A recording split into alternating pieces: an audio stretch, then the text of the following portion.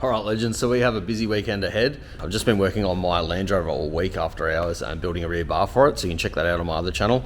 Come really good, I'm really happy with it. But yeah, this weekend we've got a VY, I think it's an S-Pack in, it's V6. It's come in to get extractors and cats, and then I've got to modify the exhaust to make it work because the system we've got, I don't know whether you can get a system that goes back to a single because the V6 is a single, but the system we've got set up for dual exhaust because he's thinking he might go down that track. So I've just got to make for now. I think he'll probably end up leaving it with this twin to single because it'll sound better. If you go full twin on a V6, unless it's got work done to it, it's probably not worth doing. But yeah, so I've got to put the extractors on cats and then do that, and then we're also going to be doing a sump gasket on it at the same time.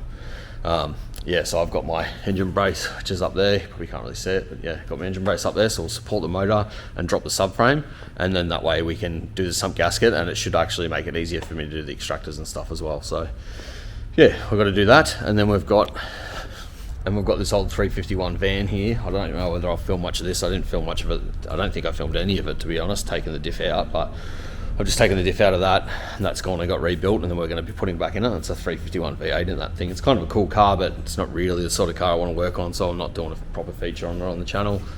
Yeah, we're doing that. I might have another car coming in for some work, but on top of all of that, I've got a couple of videos I've got to edit, and I'm also taking, this currently Friday afternoon, and I'm taking Saturday off to watch the Tyson fight. So I might come in here for a few hours in the morning just to get on top of this VY, but I'll see. I might stay late tonight so I don't have to come in the morning. Just depends on how I'm feeling later. Yeah, anyway, let's get on.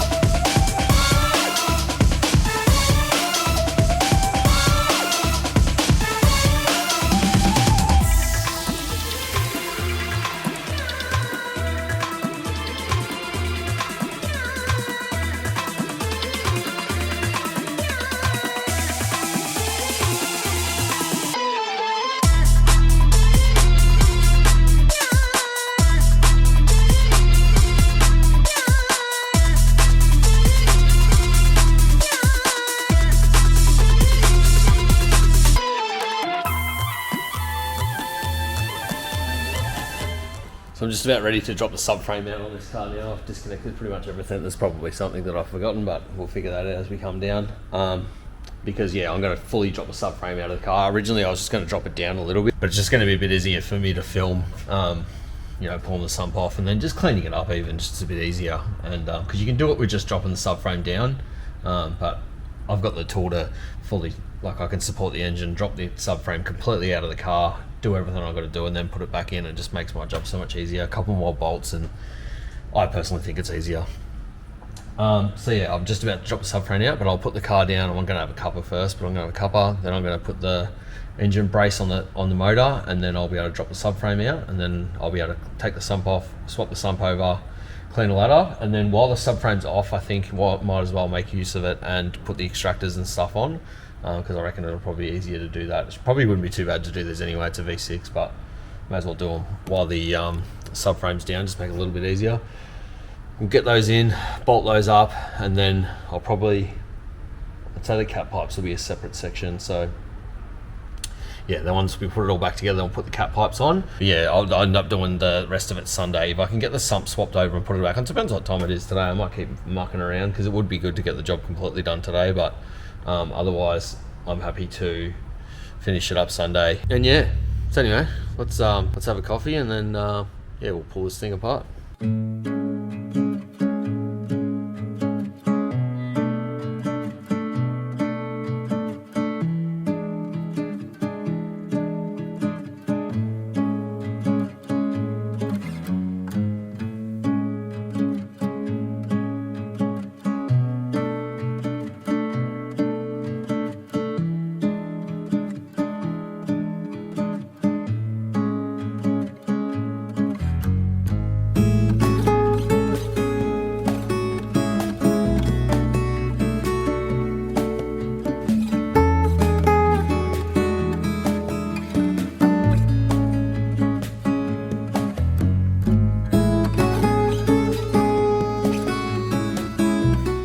Oh yeah, one thing I was going to mention is I really need to factor in, like, I don't know, probably 2 hours a day out of my day for just talking to people, because I don't. And then people come in, and I love that people come in, because people come in and show me their cars, or they'll come in and buy some merch, or they'll come in for a chat, whatever, which is great. I love it, and I love connecting with you guys, being part of the community. But I need to factor it into my days, because what did I start working on? Started working on this car at, like, I really don't remember. I think it had just hit midday. But yeah, and then started doing a little bit of stuff. Then someone come in and did a little bit more stuff. Someone else come in, then looked at the time, it was 3:30. I was like, holy moly, and now it's 6 o'clock, and I haven't even got the Sump.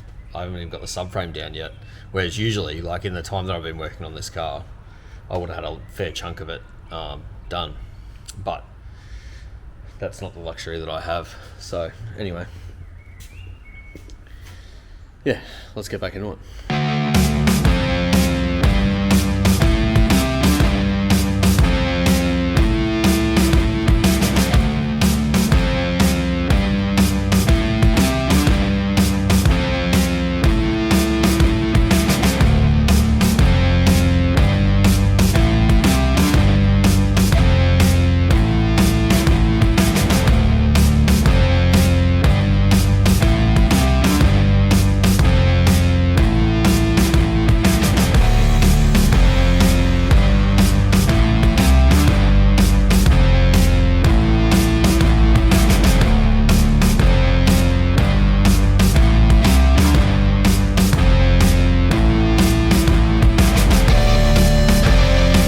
It always feels weird standing under an engine that's just suspended in the air, because from here you can't see that there's anything holding that engine in place, so it seems dodgy, but it's legit. It does work. That's how you do.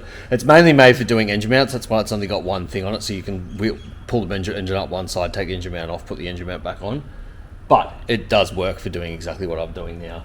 I just always chuck a few more chains and stuff on it so that I know that I'm sorted. I mean, I wouldn't go swinging off this motor going crazy, but I'm sure it would hold it, because at the end of the day it's built out of solid steel, just like an engine crane. So if you trust an engine crane, you should trust this thing. But yeah, I definitely wouldn't just put one chain each side. I always put a chain each side, and then at least one strap as well. In this circumstance, I'll put 2 straps, 2 chains. But yeah, anyway, so I want to get the sump off, and then that's just going to leak oil and stuff everywhere.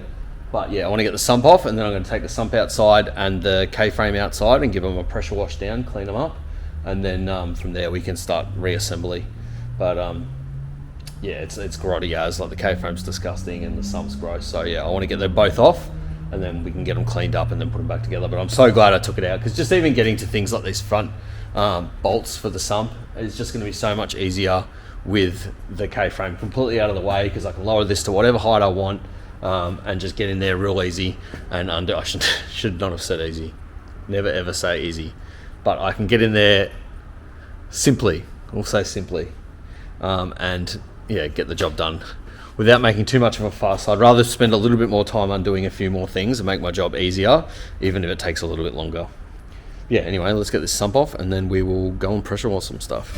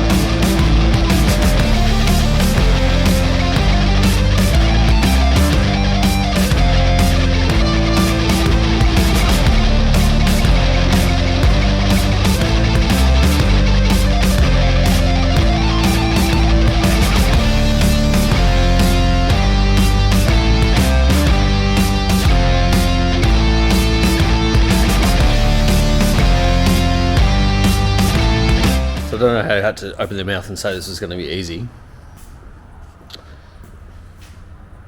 It's now getting close to midnight and I'm still here working away. I have done the sump gasket, that has been done, and that was very straightforward, as it should be.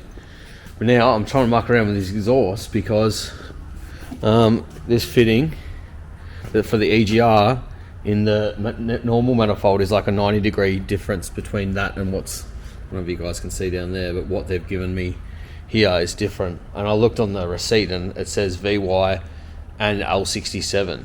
I'm like, the L67's got a different EGR location, like where it comes out of the manifold. I'm not sure, I can't remember off the top of my head. But I've got to try and bend that pipe around. Then also I thought, well, this will just screw in. No, it doesn't. The thread's different. So I'm going to have to weld this into the new extractors, which is fine. I don't mind welding it. But it's more just that EGR pipe. Like that's like a flexible pipe, but it's not that flexible. And I'm probably going to fucking break it trying to get it in. I figure if I do break it, I'm just going to weld up the EGR and then put a plate in. I mean, I'm not going to do that because that's probably illegal. But I mean, theoretically, you could, if it was it was just a off-road vehicle, you could weld up the EGR, the exhaust, and then just cap the EGR. But we won't do that, will we? No. So I've managed to be able to bend that EGR pipe level with the extractor there, but this fitting's definitely not going to work, and it's also way too long. Because I've got to add that into down there. So I think what I'm going to have to do is roughly mark where that needs to be. I'm going to have to chop that fitting off the extractor and then put this on, weld it up, and then we can put that in and put it in place. The other thing that I thought was a bit of a stitch up, you're paying nearly a couple grand for some extractors and cats, and they don't come with gaskets. So I thought that was a bit of a stitch up. I've luckily enough got one gasket, so I can at least keep mucking around with this side, because I thought, well, this is going to be a bit of a muck around the other side. Theoretically, I haven't tested it, so we shouldn't say things are going to be easy, but theoretically the other side should just bolt up, and then I've got to make the Y pipe, which should be pretty straightforward. But I messaged Deacon and he reckons he has an exhaust gasket for the Ecotech. If not, I'll check on the person's website and see if they've got any in stock, and I can go grab one in the morning, so I've got it for Sunday.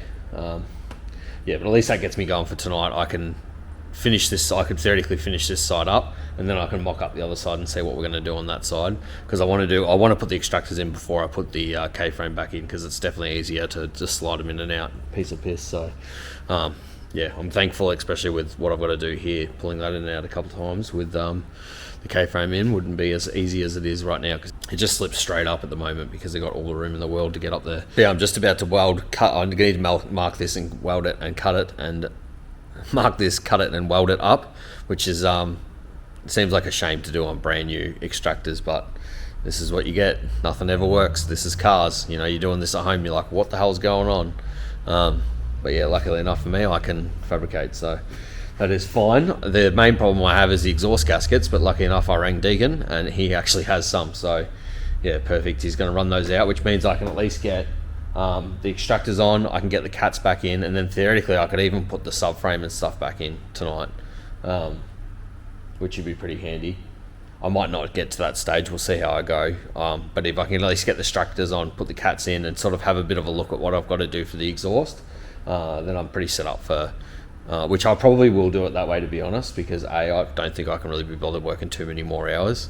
I've probably got another hour or two in me and then I want to go home. And then that way too, I can make up the exhaust and get it, because I want to tuck the exhaust up as much as possible.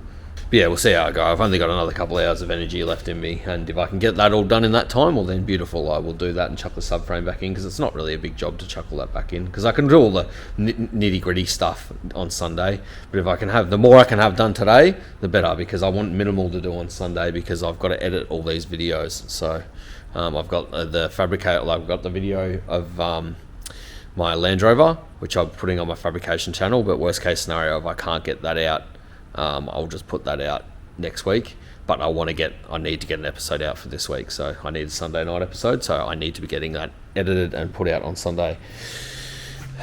And like theoretically, like yes, I could be editing that at home tomorrow.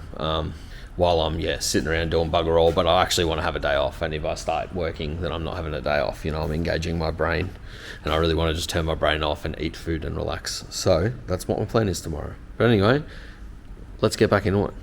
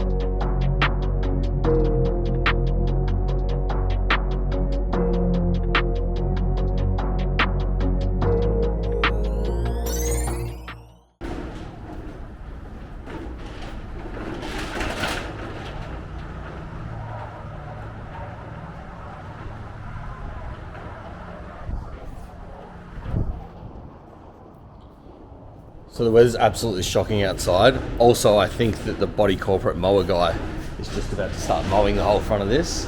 So I better quickly just say this while I can. I had yesterday off. It was pretty good to have a day off and chill out. Ate way too much food. Ended up feeling, I was sitting on the couch last night feeling like it was Christmas because you eat and drink all day. But yeah, I needed to do it. It was good. Reset myself. Been a bit stressed lately, as I said in the last video. But yeah, so working on this VY today. I hit a wall at about 1 o'clock in the morning the other night, so I ended up going home, but I put a fair dent in it. So I'm going to put the hubs back together now, and I've got to put the power steering lines back together. I'll put some power steering fluid in there and bleed that, and then I'll start building the rest of this exhaust. So yeah, a couple of hours should be done on that, which means that I should be able to get this done today and get the video edited and get that out, which will be great. So I've got an episode for you guys tonight. I'm pretty frustrated that the exhaust didn't come with any new gaskets at all, because it's got it's fine for those round shaped ones, but it's got a oval or nearly square shaped flanges. I don't have those in stock. I've got the high temp gasket goop. I'm just going to have to use that. But yeah, so it's that windy outside today. I've had to move my banner inside and hang it up like that, so that I can at least still have the door open for a bit of ventilation, but then it's a bit of privacy as well. But it's helping just deflect the wind. But yeah, anyway, yeah, guys starting to mow, so let's get cracking back into this car.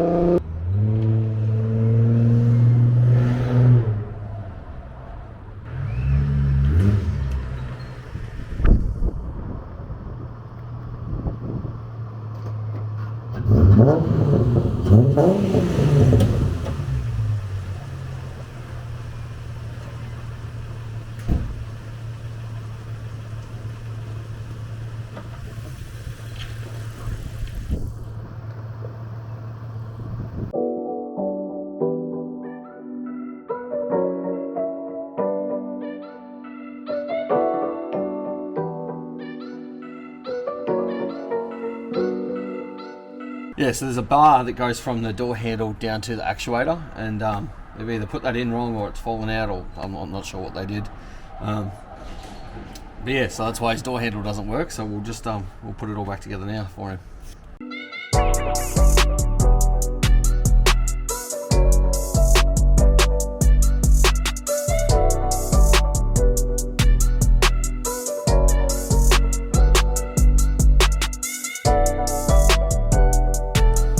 What looks like has happened is, whether they've put it in wrong or not, I'm not sure, but there's a little clip that holds the rod that goes from your handle to your actuator so you can manually open your door, and on his, it's just an aftermarket one, and I don't think it's very good. I think it might have come with those plastic chrome handles that he's got in there, but I've actually randomly got a full set of handles here. So I'm going to pinch the genuine clip off one of these and then chuck it in there and put this back together for him.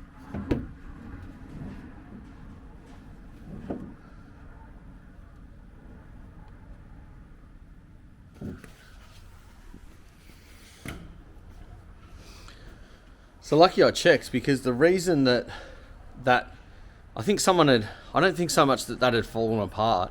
It might have, but I think what actually happened was so there's the white plastic bit on that rod that adjusts up and down so that you can adjust it to the handle, and that was adjusted too far down. So when you put the rod in, connect it up to the handle, it was actually putting a little bit of pressure down on the lock, which I didn't really think would matter.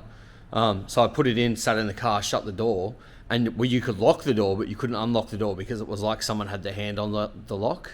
And I guess maybe it's like a safety thing so people can't pick it, I'm not sure, but I couldn't get out. So obviously without the door trim on, I was able to get the door back open again. But if you didn't, you wouldn't be able to get the door back open. But I think that's why it was apart, because they'd put it in and then gone, oh shit, you can't get the door open. Somehow they've got the door open. Maybe they've ripped the door trim off or whatever. But yeah, and then they've gone, oh, let's just pull that rod out so that way you can get the head. Because I don't know. Because if they'd figured that out, why wouldn't have they fixed it, unless I don't know how to fix it? Yeah, maybe, I don't know. But thing is, solved. Problem solved. His door unlocks and locks and shuts and whatnot. So that's awesome. But yeah, you just got to be careful. If you do change your handles, maybe these aftermarket plastic handles have slightly different height holes, so it's putting different pressure on that rod. And if it has got the wrong pressure on it, needs to sit in there fairly, not loosely, but it shouldn't be putting pressure on the actuator. Yeah, and if it is, it's going to cause you problems, like I just found out. It's pretty interesting. I worked on Commodores my whole life. I didn't even know that. I just thought I'd share it with you guys because it's a bit of a handy hint. If you change your door handles, be sure to actually check the setting on that rod. Anyway, let's put this door trim back together and finish this job off.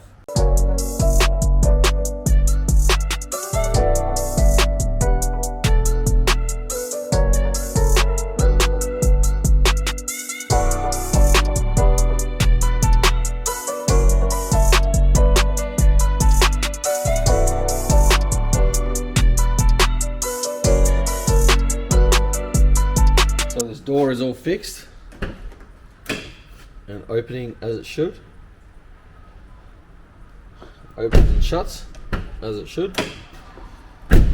Now it doesn't have to lean over and unlock the door and open it for the passengers. So yeah, nothing better than actually having a car that works. Alright legends, that's it for this episode. So yeah, if you need stuff like this done to your car, hit me up. Don't forget to like, comment, share, tag all the things, and I'll see you on the next one.